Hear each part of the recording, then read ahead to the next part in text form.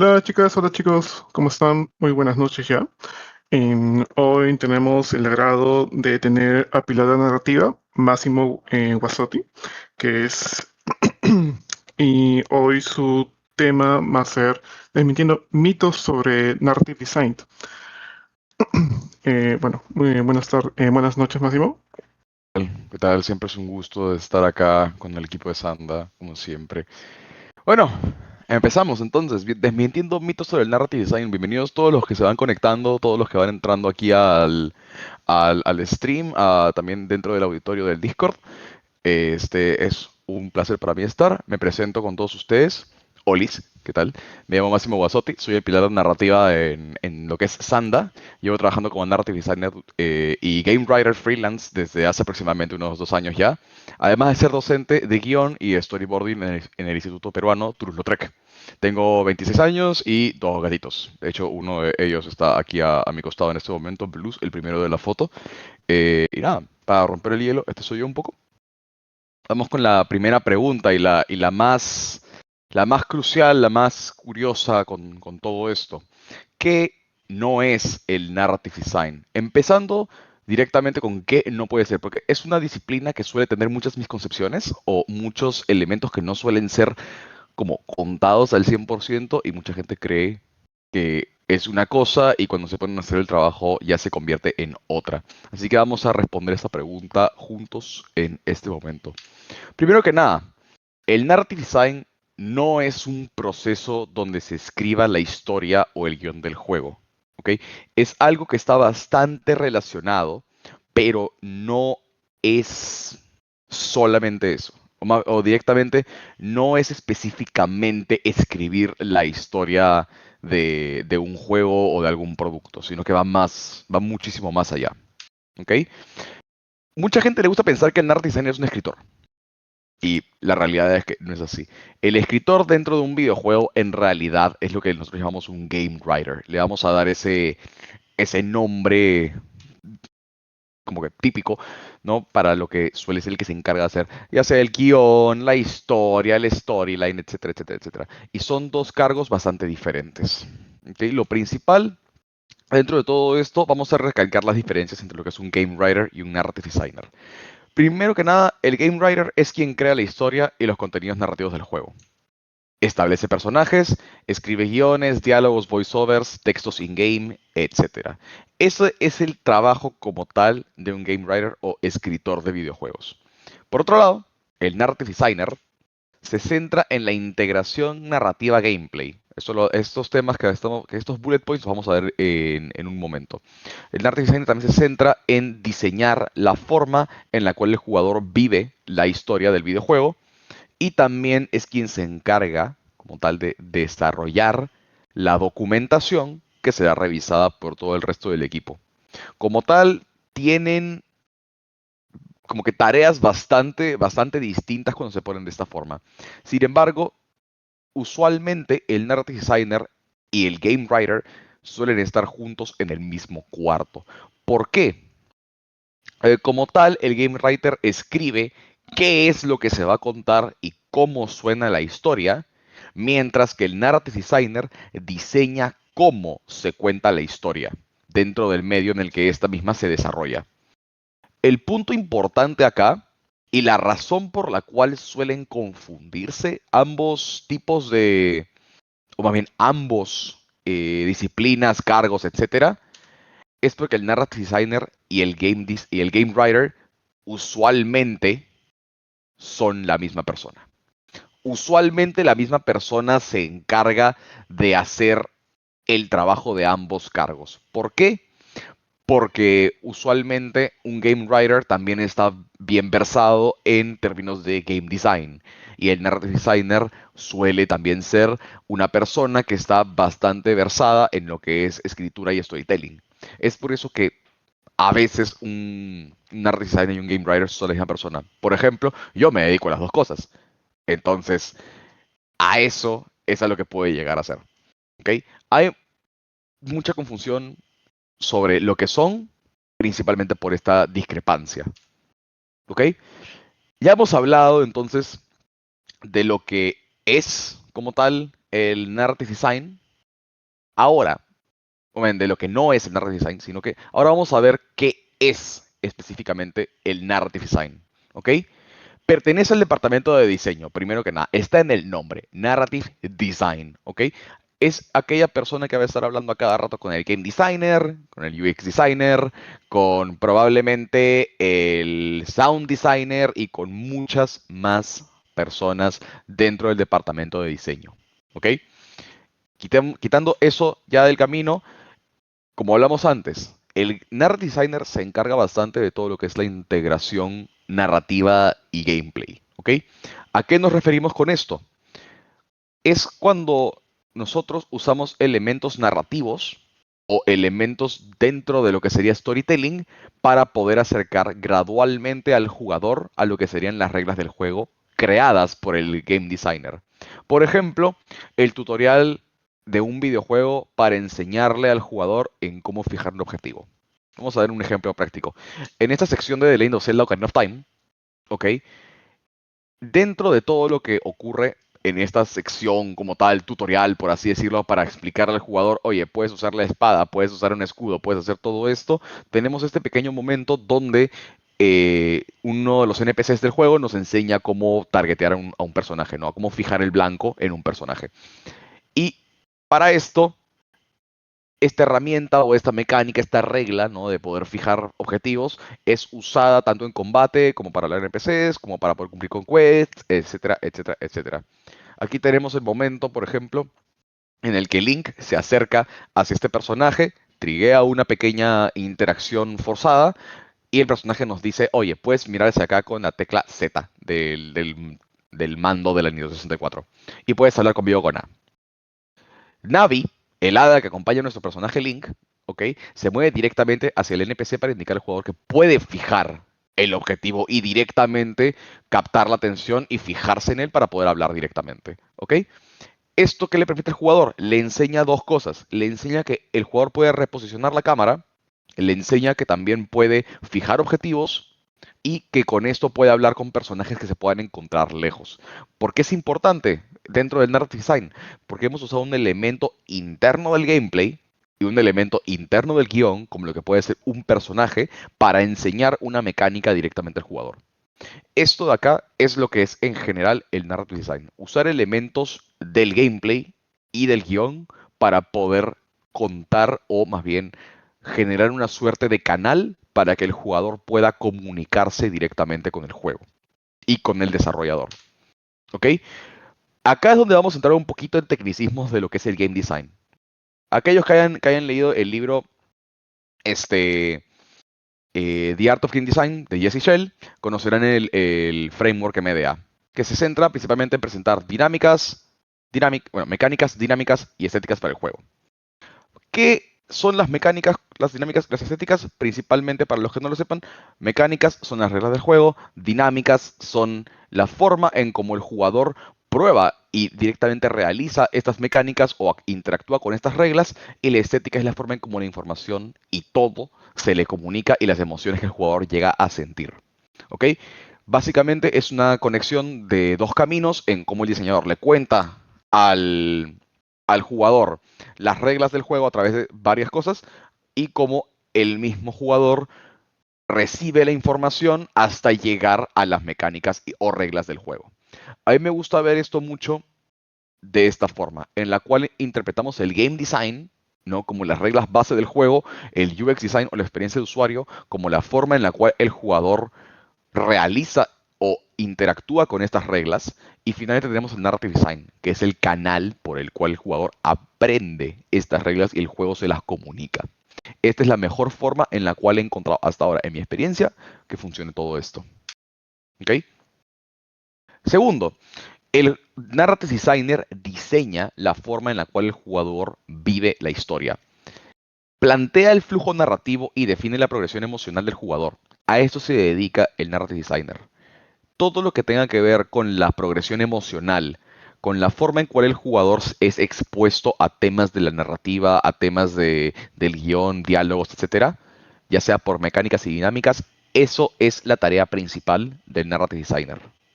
Por ejemplo, juegos donde el jugador tiene que tomar decisiones relacionadas principalmente con la progresión de cómo este se va a desarrollar.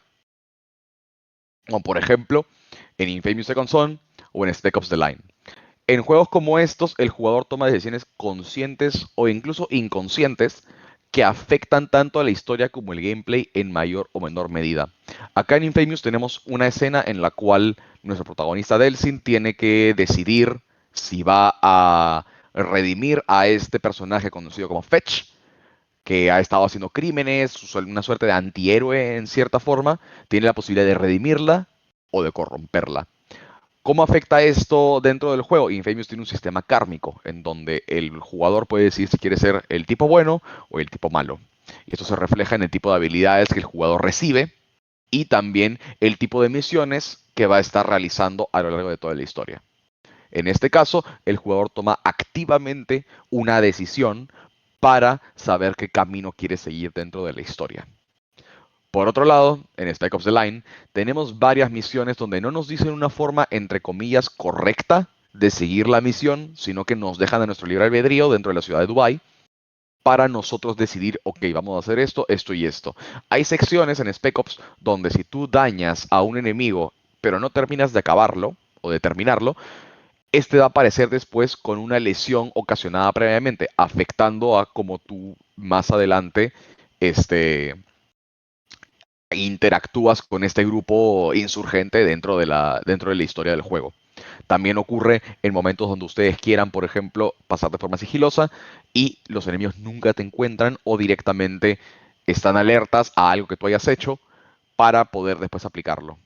Otro juego que no me dio el tiempo de ponerlo en la PPT directamente es Alien Isolation, donde sabemos que el xenomorfo, el alien que tenemos que enfrentar, suele aprender de nuestro propio comportamiento.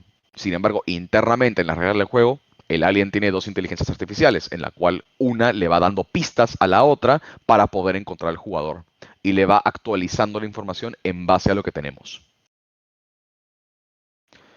Finalmente, tenemos acá el caso en el cual el Narrative Designer se centra bastante en desarrollar la documentación que será revisada por el resto del equipo.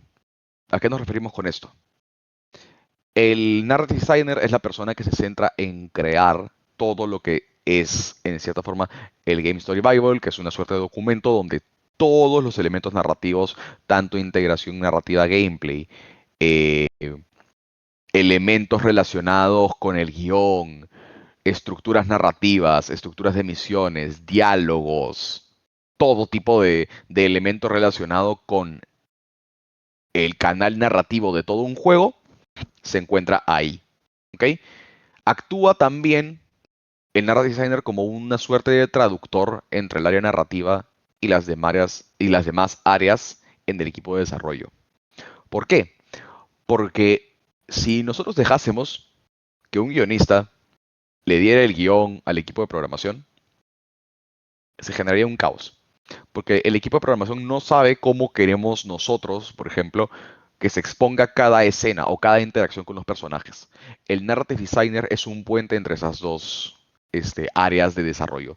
No, el Narrative Designer piensa bastante de, de una forma bastante técnica, por así decirlo. Genera ramas, o sea, menús de ramas, mapas mentales, todo ese tipo de elementos organizacionales que pueden servirle demasiado a los programadores para poder entender, ok, en esta sección del juego tenemos que poner esto. El NAR Designer le dice al UX Designer, oye, esta mecánica la vamos a exponer de esta forma dentro del juego. Necesito estas mecánicas y que se prepare el área para todo esto.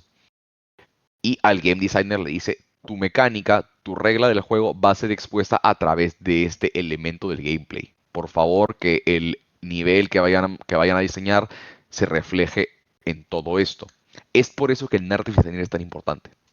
¿Ok? Había puesto un pequeño GIF de este Fantastic Mr. Fox de Wes Anderson, donde tenemos al zorro tratando de comunicarse con el lobo. Entonces me hizo un poco de gracia, como que Canis Lupus, Velpus Velpus. Esto estamos hablando. ¿Ok? Conclusiones. Conclusiones con respecto a todo lo que es el narrative design. ¿ok? Algo bastante simple.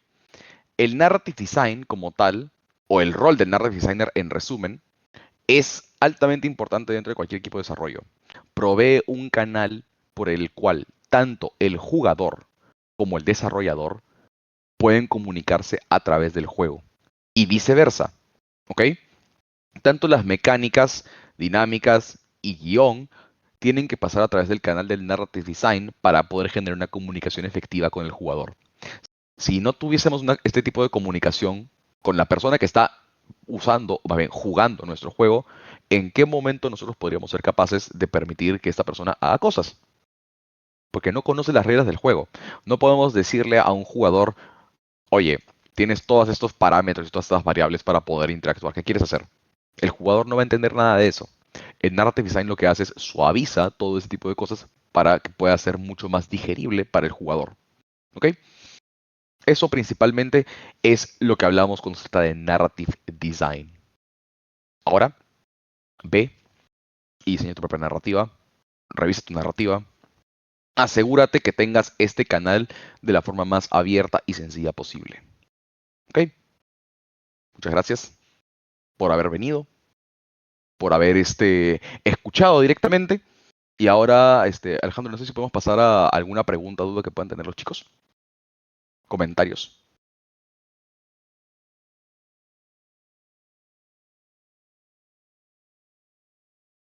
Hola.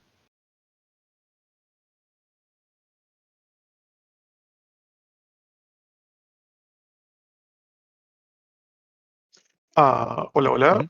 A Hola, te ver, escucho. chicos, Te ¿qué escucho. tal? Bueno, pero que están ahorita en la audiencia, si tienen alguna duda o consulta sobre el tema que ha hablado Máximo, no hay problema. Pueden escribirlos.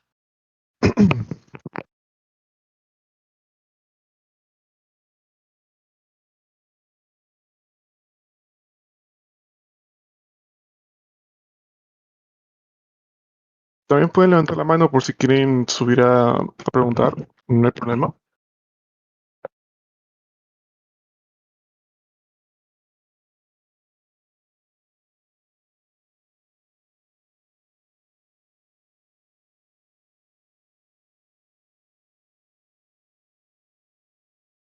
Tenemos una pregunta de Croissant Turista. De Croissant Turista. Hola, ¿qué tal?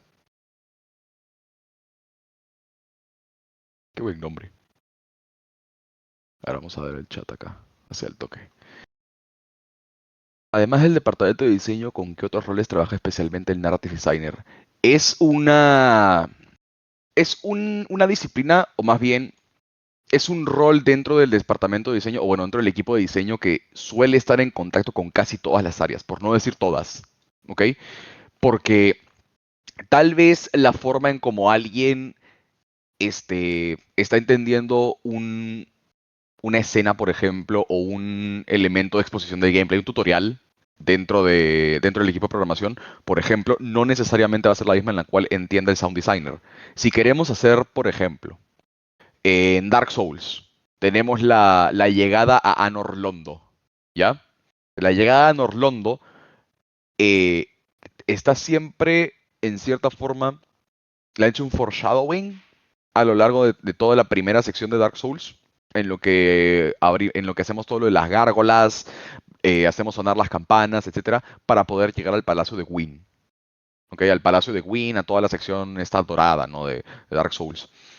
Lo que estamos haciendo principalmente es el momento en el que una persona recibe la misión de abrir, más que abrir, de hacer sonar las campanas, ¿ya? Es simplemente explora el mundo y llega hasta el punto en que puedes hacer sonar las campanas. Todo lo que es el Lordran dentro de Dark Souls 1, por ejemplo, nos plantea siempre un camino que nosotros vamos a decir directamente a dónde queremos ir. Podemos ir tanto por el camino, entre comillas, muchas comillas fáciles, ¿no? Yendo por el Parish de los No Muertos, hasta llegar a la pelea contra las gárgolas y superar una de las primeras, como que, uno de los primeros grandes desafíos de Dark Souls 1 y poder hacer sonar la primera campana, o podemos ir por un camino mucho más difícil que implica pasar por una zona que probablemente no estamos tan preparados, como lo que podría ser Nuevo Londo, para poder llegar hacia la zona del magma, al dominio de Quelaag. Y llegar hasta ese punto para poder hacer sonar la campana, eventualmente te dicen, oye, vas a hacer sonar una campana. Ah, no, de verdad, en realidad eran dos. Y lo más chévere es que si tú estás jugando online, es como Dark Souls siempre se ha presentado como una suerte de juego imposible o juego excesivamente difícil. Entonces, el hecho de que cuando estés jugando online puedas escuchar las campanas de otros jugadores es una forma de decirte, no es imposible. Hay gente que lo está logrando. Tú también puedes hacerlo. Solo te está tomando un poco más de tiempo. Ese es el punto donde la comunicación del narrative designer con, por ejemplo, el equipo de programación, con el equipo de sound design, porque el tema de las campanas es un sonido que vas a escuchar constantemente cuando estás en online. Entonces, tiene que ser un sonido que en cierta forma te genere una cierta sensación de esperanza. Y esa esperanza usualmente suele ser no solamente el sonido de las campanas o el retumbar de estas mismas, sino también el hecho de que mecánicamente el juego es complicado. Más que complicado, es desafiante. Tiene mecánicas y controles bastante específicos. Entonces, esa frustración que el jugador podría sentir a la hora de jugar Dark Souls, por ejemplo, eventualmente es opacada por la esperanza y la resolución que siente un jugador a la hora de escuchar una campana o de incluso llegar a la primera campana. Y finalmente tienes como que el elemento principal que es la primera genuina gran barrera que son los Ninja Smoke, que es donde tienes que poner a prueba absolutamente todo lo que has aprendido a lo largo de lo que es la primera travesía por Lodran con las dos primeras campanas para poder luchar contra eso. Eso es, por ejemplo, con el departamento de programación y sound design. También podemos hablar con el departamento de level design. ¿Cómo podemos hacer que este lugar se sienta gigante cuando es un lugar muy pequeño? Y ahí es cuando el narrative design tiene que buscar formas de hacer que el level design funcione, dónde podemos poner las mecánicas que ha planteado game design para poder organizar todo de la forma ideal para que el jugador pueda experimentarlo de la mejor forma. ¿Ok? Es la parte probablemente más complicada, ¿no? El hecho de organizar los elementos que estamos creando para poder hacer que el jugador pueda experimentarlo de la manera como que perfectita, hermosa, preciosa. Pero si tuviera que enumerarlos, principalmente trabaja con el diseñador del juego, el game designer, el diseñador de experiencias, el UX designer, el de experiencia de usuario, el sound designer, que es el diseñador de sonidos, y el guionista. El guionista es prácticamente el hermano del narrative designer. Es con la persona con la que más está hablando. Y si se pudiera agregar uno más, con los músicos, los encargados de la musicalización del juego. ¿Ok? Diría esos cinco, pero prácticamente es todo el departamento de diseño. Todo el departamento de diseño está en constante contacto todo el rato. No sé si con eso contesté tu pregunta, Croissant.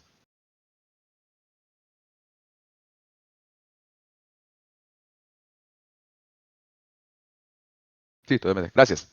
Gracias por la pregunta. Vamos a ver, Spectro 1826. What Remains of Edith Finch. Ese juego es locazo. La escena de la fábrica de pescado. Quien lo ha jugado sabe a qué me refiero. Quien no lo ha jugado, vayan a hacerlo. Es una escena hermosa que combina gameplay y narrativa. Ese juego ganó Game Awards de mejor narrativa. Sí, What Remains of Edith Finch es un juego locazo. Es alucinante la forma en cómo armaron la escena de la fábrica de pescado. Porque no te lo esperas. No te esperas ese tipo de, no diría plot twist, pero no te esperas ese tipo de sensaciones que te logra hacer generar tanto con el level design, con todo lo que ocurre. Alex NA, ¿existe algún tipo de base de cómo debe estar constituido un GSB? Porque se va cambiando dependiendo de los juegos. En el caso de un videojuego con diferentes finales y decisiones, ¿cómo podrían dividirse las secciones? A ver, yo lo que suelo hacer cuando trabajo un GSB, sobre todo cuando tengo branching paths o tengo ramificaciones dentro de lo que podría ser la historia, lo ideal siempre es que tienes un camino principal, creas un camino principal y vas desglosándolo lentamente. Probablemente realices como que una página entera de cómo se desenvuelve una de los finales que tú has desarrollado. Luego puedes hacer, luego tienes otra página u otras dos páginas donde se desarrolla todo este otro final que se haya desarrollado, o que hayas planificado. Eso, por ejemplo, puede ser con un juego con dos, tres finales. A veces me da miedo analizar cómo termina siendo Chrono Trigger con sus 14 o 16 finales.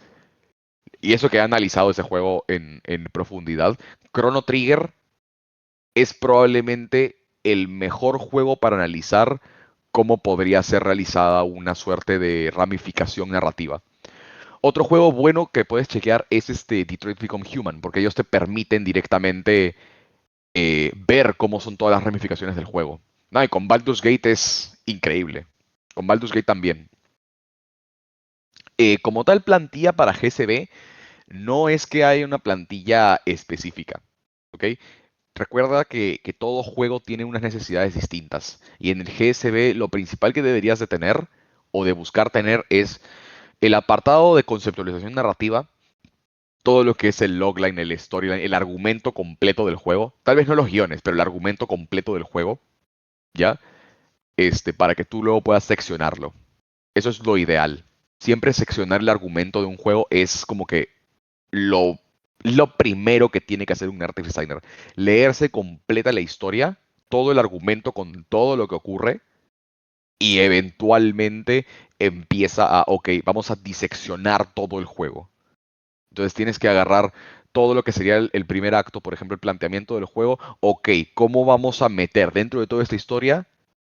¿Cómo vamos a meter el tutorial para mover el personaje? ¿Cómo vamos a meter el tutorial para interactuar? El tutorial para disparar, el tutorial para saltar, etcétera, etcétera, etcétera. Y todo eso tiene que estar comunicado directamente al equipo.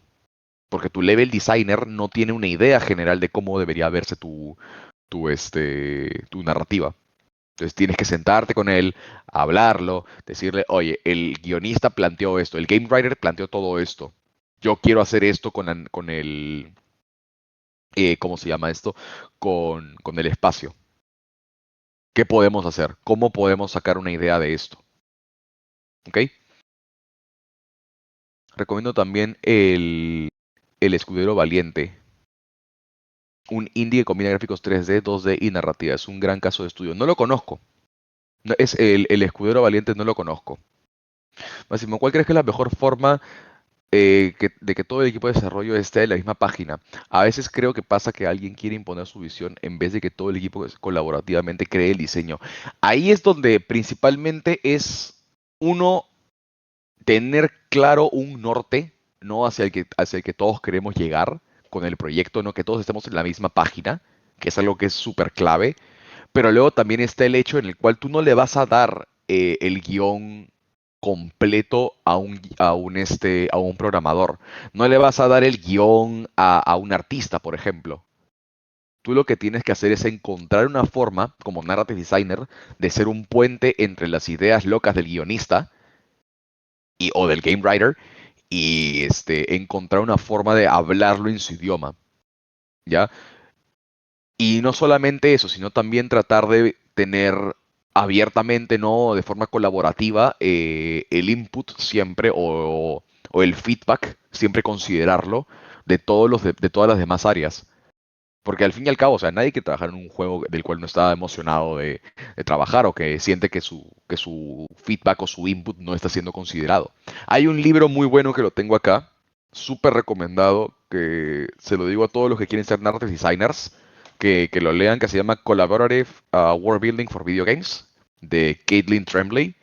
Habla literalmente de cómo hablar con todas las áreas dentro dentro del equipo de desarrollo. Ahí lo voy a poner en el chat. Collaborative World Building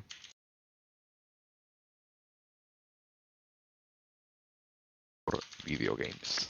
Ahí está. Collaborative World Building for Video Games.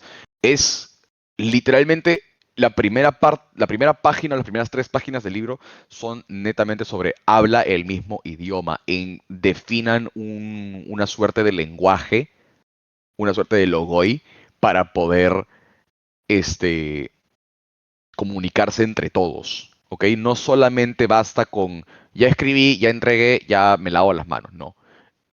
Hacer un juego en general, no hacer el resistencia, sino hacer un juego en general es una tarea colaborativa, es un trabajo colaborativo. Entonces, si no tienes input de todos los involucrados en el desarrollo, es cuando vamos a tener un problema, ¿ok? Ahí principalmente es que el narrative designer encuentre una forma de comunicarse también con el departamento de programación y que haya una comunicación constante. A veces va a llegar el punto de que el narrative designer, antes de ponerse a hacer el narrative design del juego, va a tener que diseñar un canal de comunicación para todo el resto del equipo. Ha pasado, ha ocurrido.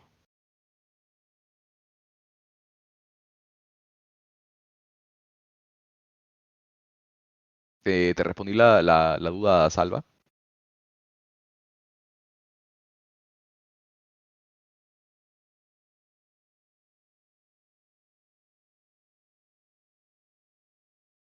No, dale, gracias a ti por la pregunta.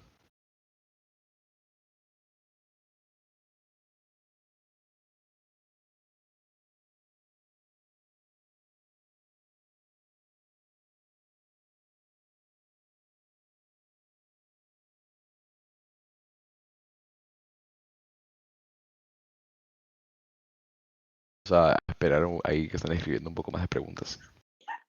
Sí. Ujú. Bueno, para los que creo que algunos han llegado recién, si tienen alguna duda sobre Narrative Design, aquí tienen ahorita Máximo por si le quieren consultar. Pueden escribir acá en los comentarios o si no, pueden hacer la mano y los invitamos al auditorio para que puedan preguntar. No hay problema.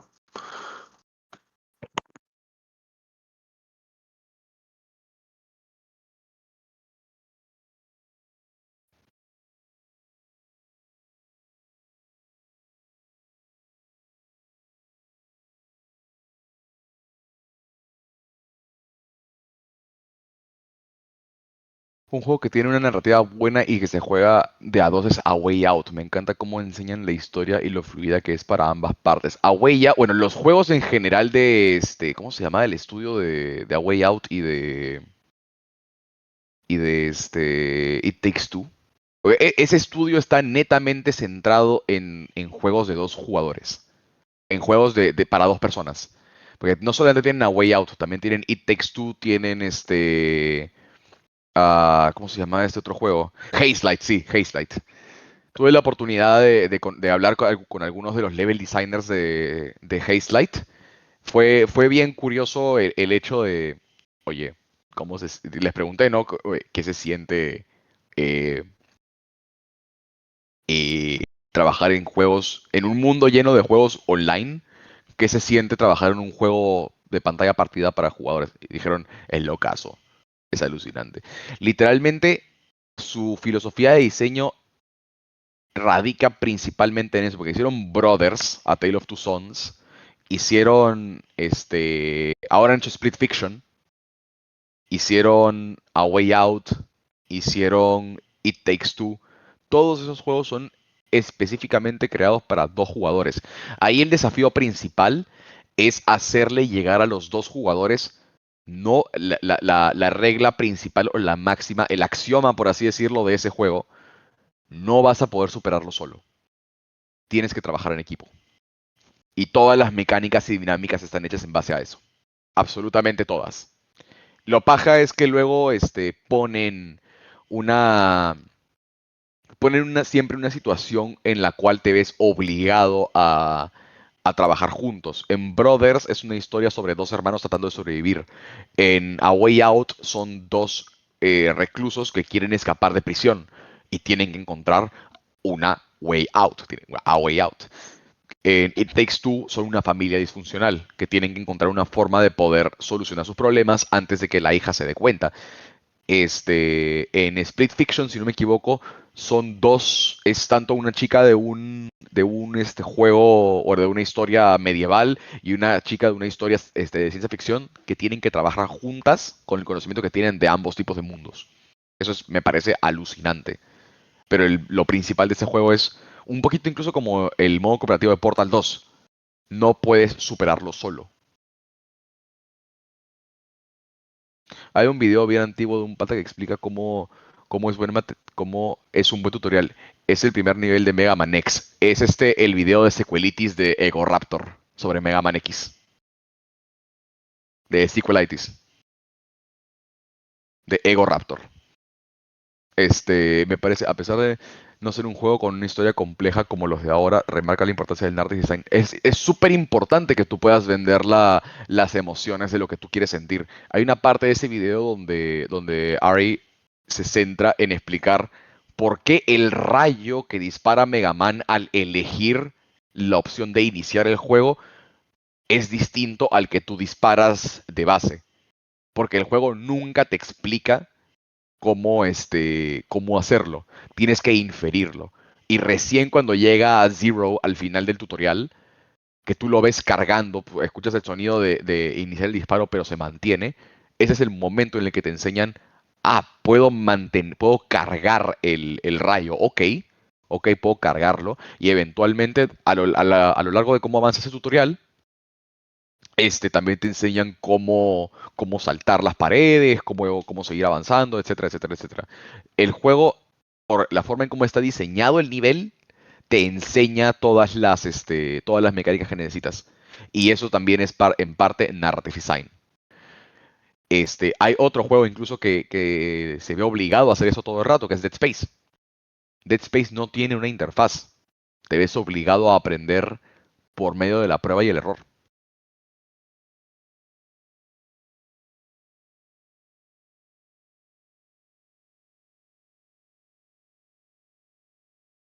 Ahora, otra cosa relacionada con esto también de la prueba y el error. Ahora que me acuerdo, el Narrative Design es el primer departamento o el primer rol, por así decirlo, que le dice al game designer, no expongas al jugador a una mecánica nueva en un espacio sin control, porque si no, no lo va a aprender. Es el primero. El Narrative Designer tiene que velar tanto porque se cumpla los elementos del UX design, del diseño de experiencia de usuario, como los elementos de las reglas. Para aquellos que están interesados en el narrative design y en todo lo que tiene que ver con comunicación, jueguen Calabozos y Dragones. Específicamente el rol de Dungeon Master. El Dungeon Master es en cierta forma un narrative designer glorificado. ¿Por qué? Es la forma amateur más sencilla de entrar en todo lo que es narrative design. Porque no solamente estás siguiendo una suerte de historia, sino que también tienes que generar los elementos necesarios para comunicarle a los jugadores lo que pueden hacer. Para aprender sobre videojuegos de misterio. Esa es buena. Te recomendaría Alone in the Dark, el clásico. Alone in the Dark, el clásico, el de la Play 1 slash Super Nintendo. Te lo recomendaría. Misterio, también te puedo recomendar los primeros Resident Evil. El uno específicamente, el uno y el 2. Te puedo recomendar también el Clock Tower, el primero. El primer Clock Tower es buenísimo. El remake, tienes el remake. No es tan bueno el remake, pero el primer juego es bastante bueno. Otro juego de misterio. No es tanto misterio, sino más tipo parodia noir. LA Noir, el de Rockstar, el GTA donde eres un policía. El LA Noir. Ese es alucinante como juego de misterio. Porque como tú eres un detective, tienes que encontrar todas las formas de solucionar el problema. Otro también es Murdered Soul Suspect. Te puedo recomendar también Outlast. Outlast como, aparte de juego de terror, muy buen juego muy bien ambientado, entonces está súper recomendado. El primer Silent Hill, El segundo Silent Hill, bueno, la saga de Silent Hill en general, hasta el cuarto, son todos alucinantes. Son todos alucinantes. Si tienes una Play 3 y $10 en la cuenta, puedes comprarte la versión clásica y correrlo en una Play 3 emulada. No, en correr emulado dentro de la Play 3. Si no, ya hay formas de jugarlo. Siempre hay formas de jugar el primer Silent Hill. Ahora Blover Team está haciendo el primer, está haciendo ¿cómo se llama esto? Está haciendo el remake del primer Silent Hill. El segundo también es muy bueno. Los juegos de survival horror suelen ser la mejor opción para narrative design y misterio. Por toda la narrativa que hay entre medio, etcétera. También está Signalis y Hollow Body, pero esos dos no los he jugado todavía. El segundo Silent Hill es alucinante. Tiene demasiados elementos que son contextuales en base a la parte en la que estás. Ahora, lo único malo de este juego es que no te explica todas las cosas. Tienes que hacerlo prueba y error.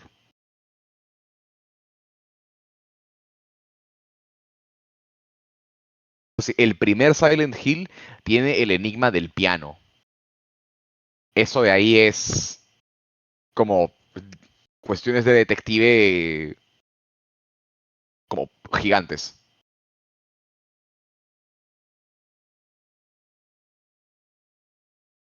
Son juegos donde tienes que considerar absolutamente. The Wolf Among Us, ese es un muy buen juego en realidad de Telltale Games. Es un buen juego de misterio. Yo sí. No es de los mejores, pero es un buen juego de misterio. Logra lo que busca. Personalmente, ese me gustó más que los de Walking Dead, porque era original. Era un juego original. Lo sentí un poco como Alice Madness Returns, que es una reinterpretación de los cuentos de hadas y todo eso. Entonces funciona bastante bien, porque como eres un detective también, funciona mucho.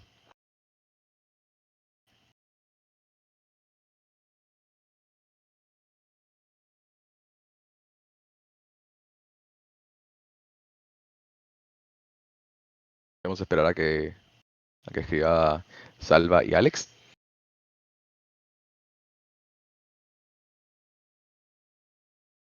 La bien de lo de Mary es alucinante. Es alucinante.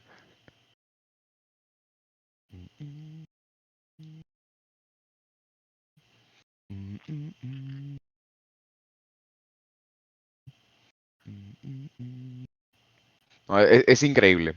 Es de verdad increíble.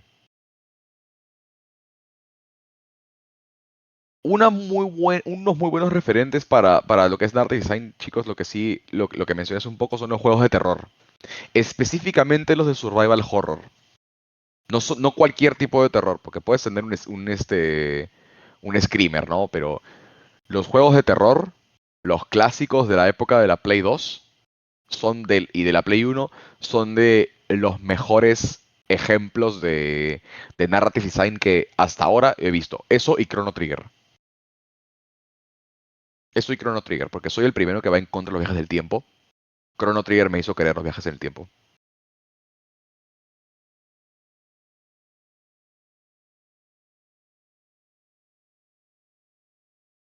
¿Cómo aprendiste toda esta base teórica? ¿Recomendaste un libro? ¿Hay más relacionados?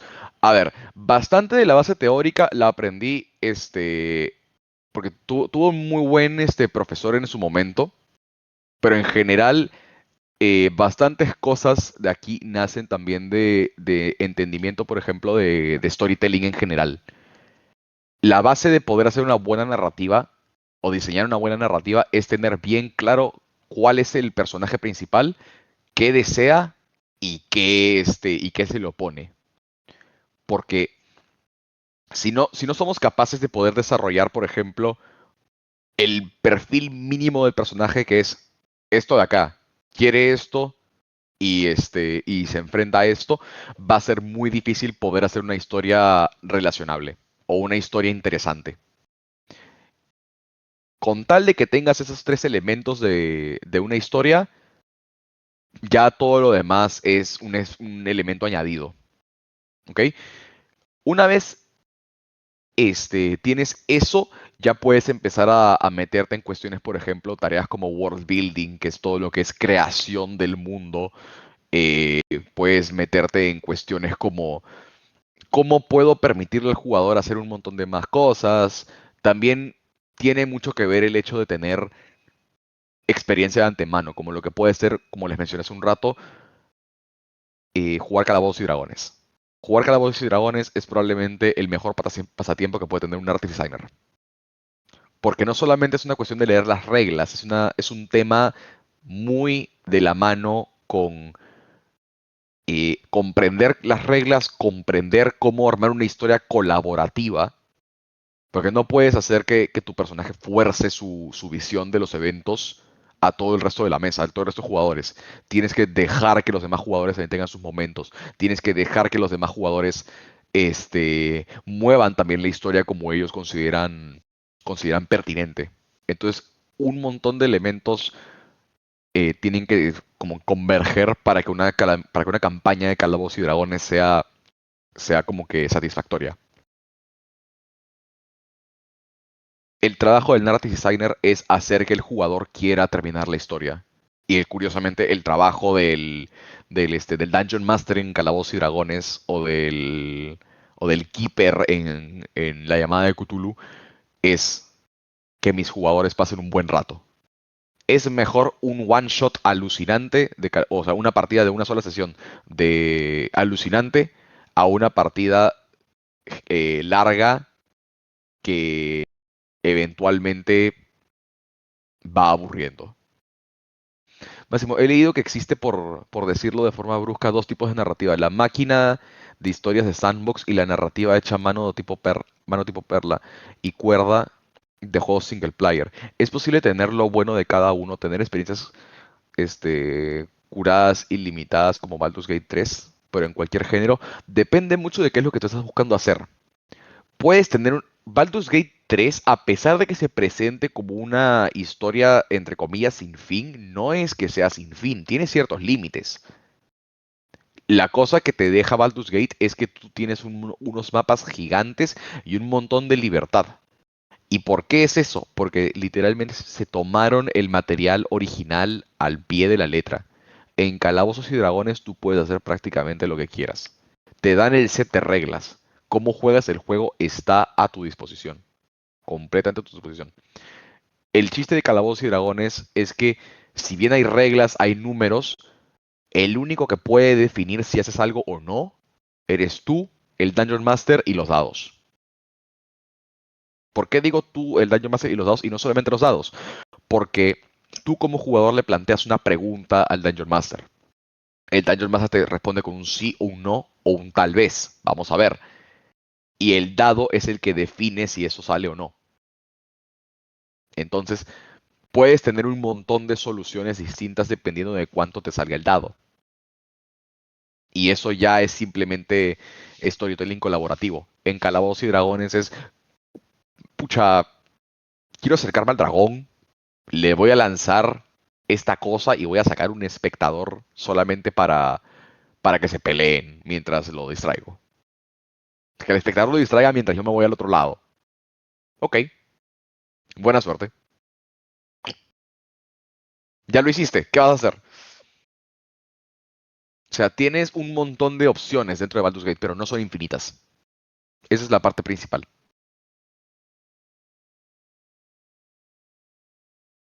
Ahí es una cuestión en que el trabajo, o sea, el trabajo principal aquí es que el hecho que el jugador desde tan temprano pueda hacer tantas cosas es porque el juego ha hecho un trabajo excepcional diciéndole al jugador, estas son tus reglas, haz lo que quieras. Yo considero que Life is Strange, el primero, es maravilloso para mostrar una conexión entre personajes. Sea romántico o amical con Chloe y Max, es una pena que ahora Deck Nine parece no importarles la historia ni sus personajes. Hablo de su último juego. Bueno, de Life is Strange no puedo hablar mucho.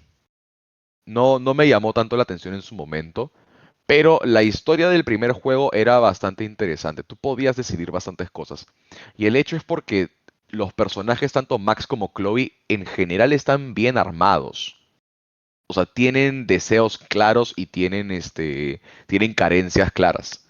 Entonces, eso es lo que hace que la persona o que el jugador se relacione tanto con ellos.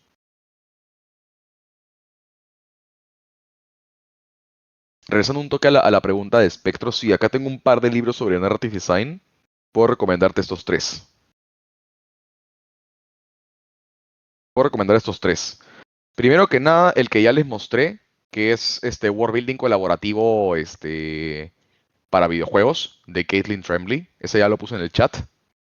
Luego tenemos The Game Writing Guide, que es cómo escribir videojuegos. Bueno, más que cómo escribir videojuegos, es cómo conseguir el trabajo de escritor para videojuegos. Súper recomendado, está escrito por la lead game writer, la escritora en jefe de CD Projekt Red. Súper recomendadísimo para cualquiera que le interese escribir narrativas de videojuegos. Y luego, el más barato de los tres, Video Game Storytelling, que está escrito por Evan Skolnick.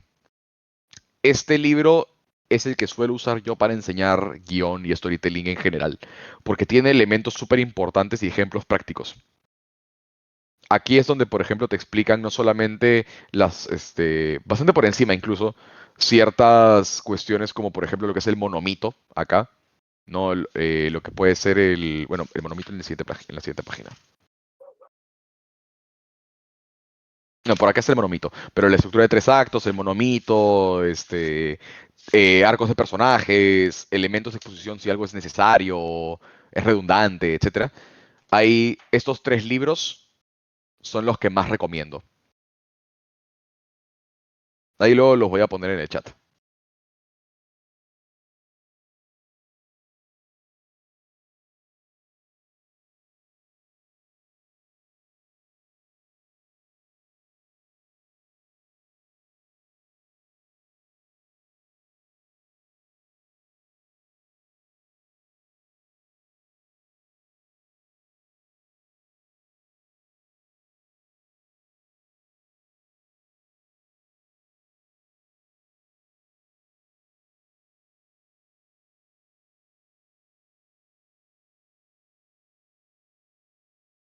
Este es de Anne McGill. Sí, Anne McGill.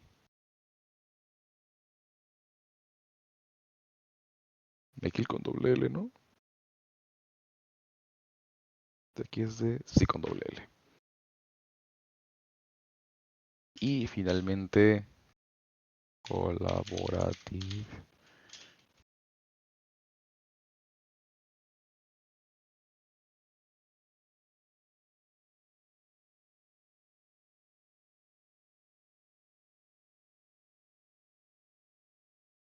Ahí están. Ahí están los tres libros que les acabo de mencionar.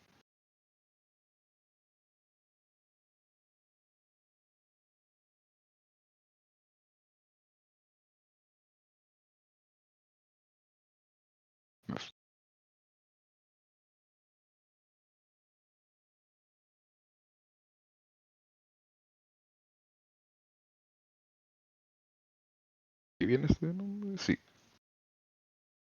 No sé si probaste This War of Mine. No, ese juego no lo he probado. Pero es interesante cómo cada personaje puede tener su propia identidad y cómo la historia es creada por el jugador con sus acciones. Hay bastantes juegos de ese estilo. Hay bastantes juegos de ese estilo. A mí me sorprende mucho cómo logran hacer juegos así. Pero usualmente suele ser también porque el juego tiene muy claro su objetivo y cuál es el punto final de la historia.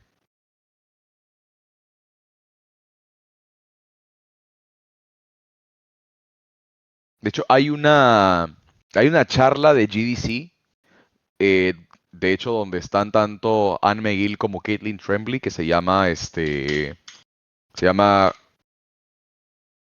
How to Build a Game World with Systems, que habla netamente de cómo crear y cómo comunicarse dentro de un equipo.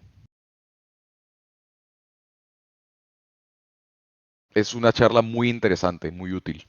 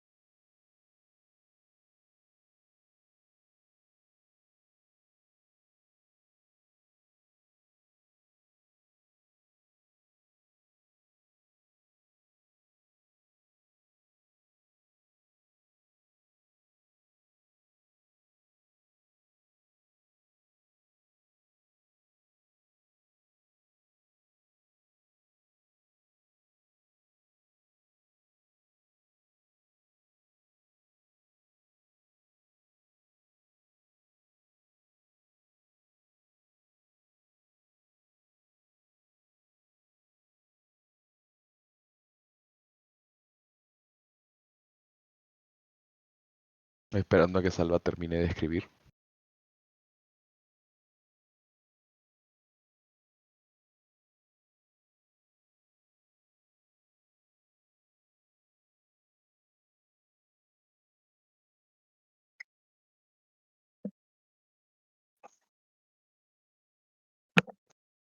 Ahí Alejo, te escuchamos, ¿qué fue? Oh, nada, es el Ujú. micrófono que se volvió. Ok, ok, perdón.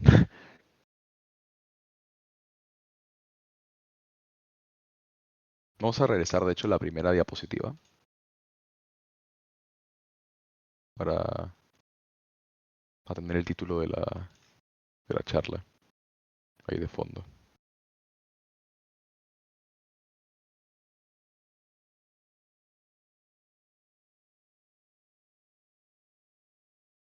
Mi mayor recomendación, chicos, para todo aquel que se quiera meter en todo lo que es narrative design es, como les dije, Calabozos y Dragones, leer bastantes libros de storytelling, más que narrativa o diseño de narrativas interactivas, storytelling, o sea, leer en general, ver películas, ver cómo se conectan películas con series, con todo esto. La última película que vi hace poco fue Tron, el Tron Ares, pero porque yo ya me había visto la primera película de Tron, Legacy y la serie animada de Tron, y tanto el juego también de Tron.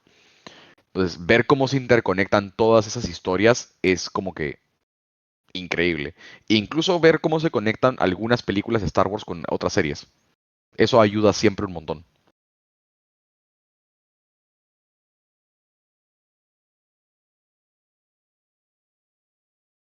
Pero también hay libros como llamados multiaventura, son libros interactivos en segunda persona.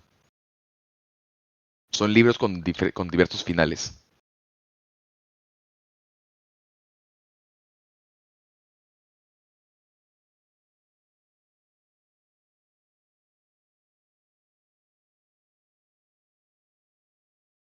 Si me estuviste jugando God of War 2018 y el Ragnarok, me pareció que genial la decisión que tomaron de hacerlo más personal y narrativo. Creo que como consecuencias también lo hicieron más humano y más real.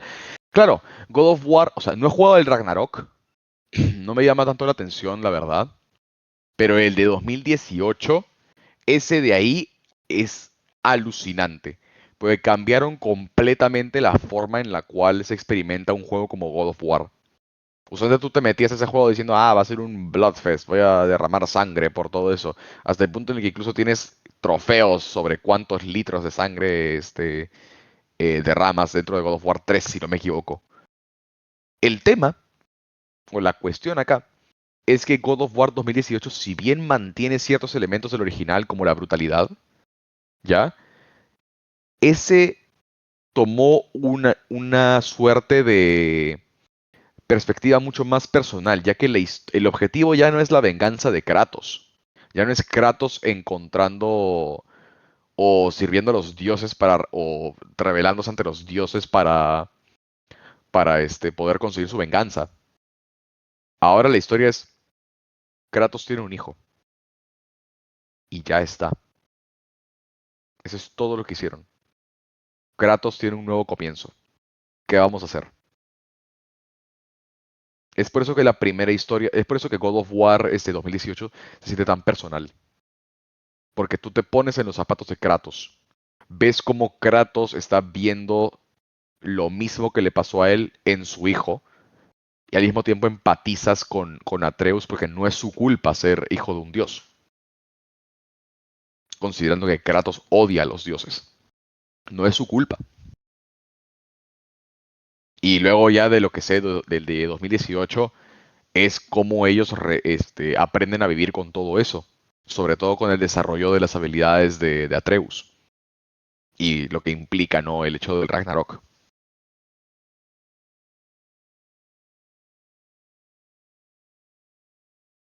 Eso es genial ver el cambio de actor de voz porque ahora trabajaron a Kratos alrededor de Christopher Judge como suele hacer, como se suele hacer en el cine, al revés de como suele ser en videojuegos.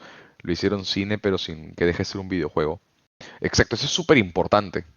Es algo bastante importante porque claramente Cory Barlog tenía una visión muy clara de lo que debía ser la siguiente fase de God of War. Y claramente ahí Cory Balrog, por ejemplo, siendo el director creativo, él es en cierta forma uno de los principales narrative designers del juego. Creó un canal por el cual todo el equipo de Santa Mónica sabía qué tenía que hacer.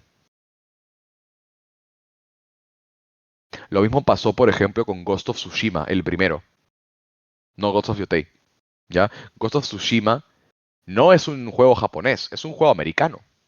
Y aún así lograron crear una de las mejores experiencias narrativas del año 2020. Del año 2020 o 2021. No me acuerdo bien en qué año salió.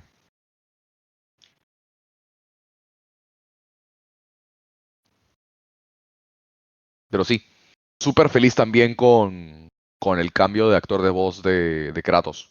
Porque se le escucha mucho más maduro, mucho más que maduro, se le escucha mucho más sabio. Que también eso tiene que ver mucho con el art design. Desde el momento que vemos a Kratos en el nuevo God of War, en 2018, ya no es el sujeto iracundo que vemos en el del God of War 1 al 3 y Ascension. Es alguien mucho más mesurado, que tiene cuidado con todo lo que dice, tiene cuidado con todo lo que habla. Si se fijan en el diálogo de God of War 2018, Kratos nunca habla con contracciones. Kratos en inglés nunca contrae las palabras. Nunca dice don't, nunca dice isn't, dice do not, dice is not. Que en cierta forma, cuando tú escuchas a alguien que no contrae palabras, es porque esa persona está, no le, pues, el hecho que no le guste contraer palabras también lo hace sonar más sabio. Entonces puede servir mucho para vender la idea de un personaje como que mentalmente maduro.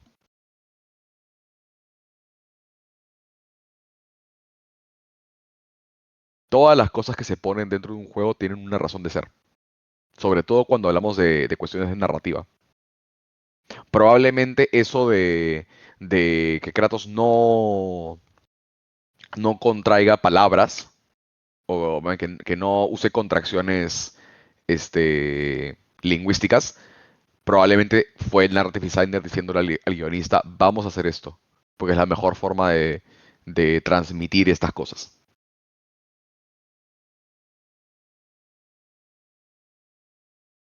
También hay casos donde el actor es el que propone eso.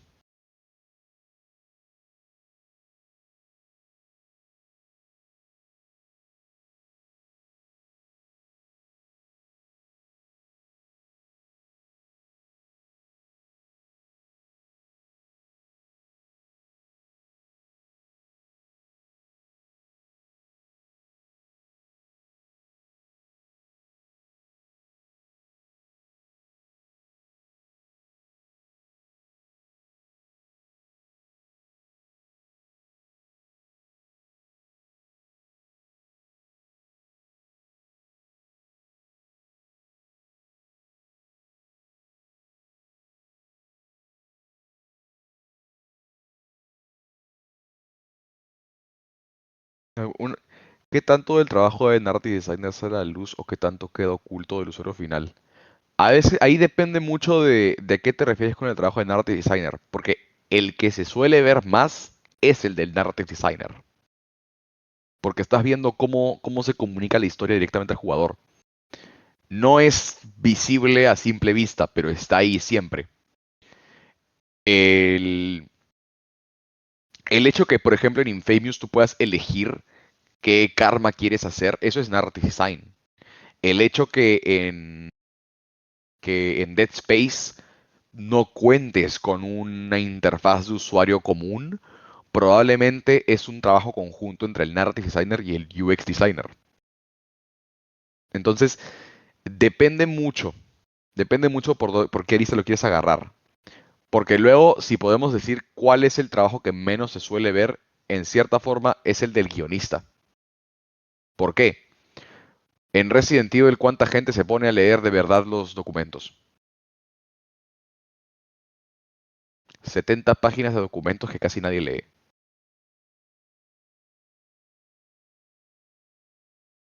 Eso es solamente un ejemplo, ¿ok?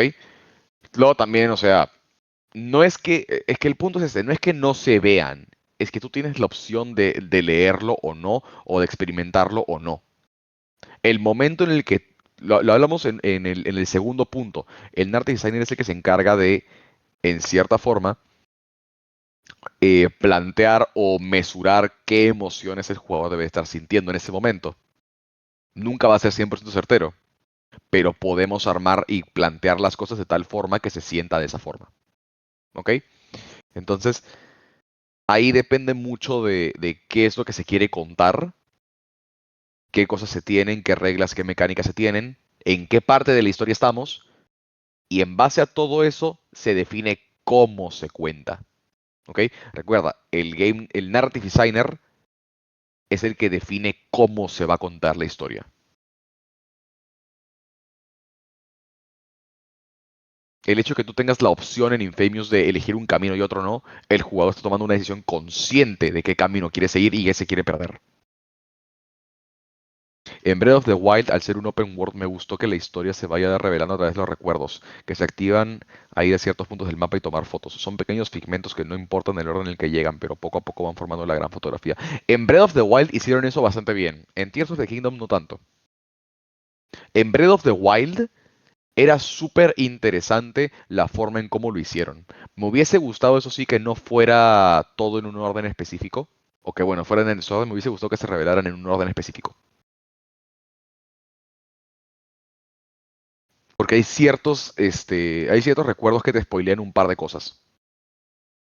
Pero en Breath of the Wild está muy bien hecho, sobre todo el trabajo de sound design.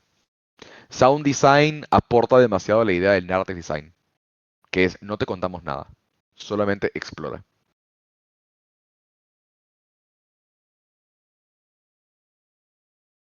Personalmente, ahí sí tengo que decir que en ese aspecto me gustó más Breath of the Wild. En general, Breath of the Wild me gustó más que Tears of the Kingdom, pero porque realizó el trabajo narrativo mucho mejor.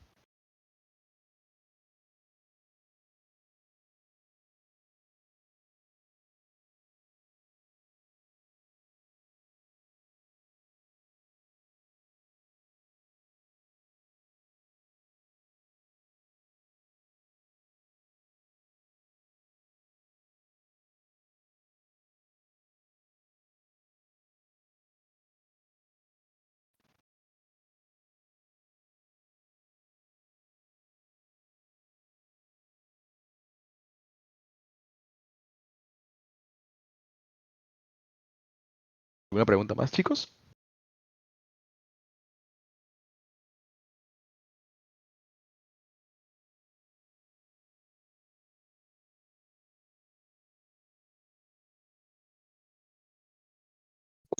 Mm, Bueno, chicos, como si ya no tienen más preguntas, creo que ahí ya lo terminaríamos. Ujú. Ok. Igualmente, muchas gracias, Máximo, por esta presentación. Estaba muy No, muchas interesante. gracias a ustedes. Muchas gracias por la Y oportunidad. ujú, también muchas gracias por solventar las dudas de los espectadores también, que han tenido muy buenas preguntas también. Sí, sí, sí. No me esperaba esas preguntas. Algunas no me las esperaba. Ha estado muy interesante. Ujú. Y bueno, chicos, muchas gracias por estar acá. Y ya si tienen otras preguntas, pueden consultar en el servidor. Ahí Máximo tratará de contestarlas si es que se puede. Y nada, nos vemos en otra edición. Ujú. Cuídense, chicos. Muchas Muchas gracias, gracias. chicos. Nos vemos. Hasta luego. Bye bye.